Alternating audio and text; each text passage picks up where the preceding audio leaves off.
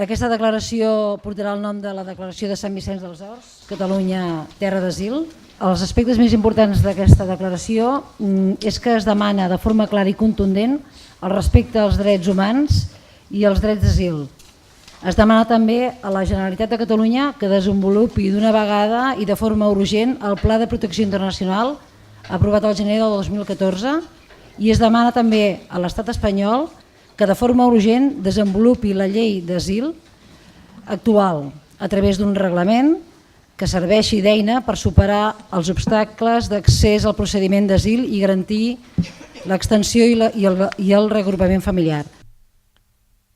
El 8 d'octubre de l'any 2015, Oriol Junqueras, llavors alcalde de Sant Vicenç dels Horts, inaugurava a la nostra ciutat un fòrum solidari dedicat als valors, objectius i accions que emanen de la Carta Europea de Salvaguarda dels Drets Humans i la Carta Agenda Mundial dels Drets Humans a la ciutat.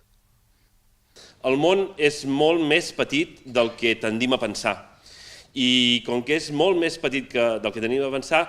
no sempre cal analitzar les coses d'una perspectiva intel·lectual, no sempre des de la raó, es poden analitzar també des d'una certa proximitat emocional i potser és la millor manera d'entendre-les. I si som capaços d'endreçar-lo i ordenar-lo i posar-lo en valor i si som capaços de compartir-lo amb molta més gent, estarem construint un municipi i un país i un món molt millor.